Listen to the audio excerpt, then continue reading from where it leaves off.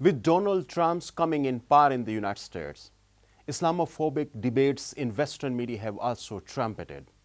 Regional media in the United States and whole across Europe have waged a massive campaign of indignation against Islam and Muslims and pose serious threats to Muslim migrants, especially children and women. The global media have not lagged in this campaign, but their negativities against Muslims and Islam are relatively not that overt and are mostly sporadic in nature. Mass media in the United States gave massive coverage to the US President's election speeches, wherein he said that Muslims should be barred from entering the United States and called for a database to track American Muslims. The US President vocalized his tough stance on Islamic militants during this campaign, going to defeat radical Islam just as we won the Cold War. Trump's win legitimized and normalized Islamophobia tendencies in many communities, heightening it to the new levels and empowering some to commit hate crimes against Muslims. For instance, the Islamic Culture Center at Fresno, California, received a letter which calls Muslims as children of Satan and vile and filthy people. The letter also threatened that President Donald Trump is going to cleanse America and make it shine again, and will do the same with Muslims that Hitler did to the Jews. The media at large gave this event prominence all across the United States.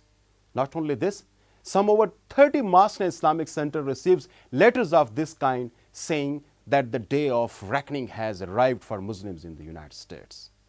Giving out of proportion coverage to the courts of a controversial Florida pastor, the Washington Post writes that we are asking for the monitoring of all the mosques in the United States. It also stressed that practicing Islam means believe in the oppression of women and the murder of infidels, and the religion of Islam is therefore unconstitutional. Extensive media debates during US presidential elections and Trump's motives towards Muslims and Islam gave impetus to racial attacks and hate crimes towards Muslim immigrants in the United States.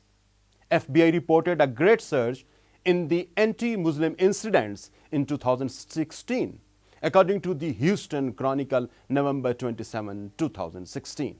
Trump's choices for Attorney General, CIA Director and National Security Advisor drew public condemnations from Muslim civil rights groups, as the appointments could reinforce perception among the world's Muslims that United States is at war against Islam itself.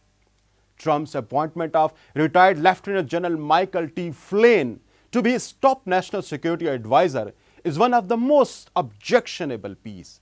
Flynn, a former head of the Defense Intelligence Agency, has repeatedly referred to Islam as a cancer and claimed that a fear of Muslims is rational, and warned that Sharia or Islamic laws is spreading throughout the United States. Flynn joined the board of Act for America, an activist group that has helped introduce bills to ban Islamic Sharia law in nearly 24 United States shortly after he joined the Trump campaign. Similarly, Act for America's founder, Brigitte Gabriel, has assailed a cancer called Islamofascism that permeates the Muslim world in which extreme is mainstream. Washington Post, in its November 20th, 2016 edition, said that what policies will flow from one who believes Islam is a cancer and that he has been at war with Islam. All international channels had heated debates on this selection of the US president, and many Islamophobes appreciates Flynn's selection. We should not forget that George Flynn accused the Obama administration of being too soft on terrorism and has cast Islam as a political ideology and driver of extremism, as Los Angeles Times writes on November 19, 2016. According to CNN, another man, Frank Gaffney, who is known for anti-Islamic rhetoric, is now working with Trump's administration on national security issues. This is a man who was a big supporter of the theory that President Obama is a secret Muslim and was not born in the United States. On the other side, in Europe, Pegida is on the rampant. Its English acronym is Patriotic Europeans Against the Islamization of Europe.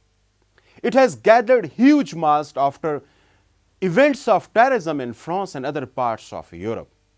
Anti-Muslims and hate attacks are increasing with every single passing day, and media have been more often found to be fanning the flames of anti-Muslim and anti-Islam sentiments.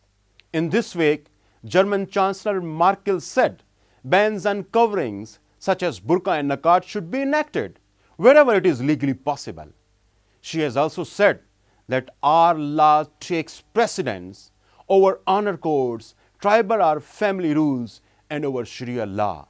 She said, this has to be spelled out very clearly. Dear listeners, we shall continue sharing you all the Western media polemics and negativities through Islamophobia debates. Thank you for listening.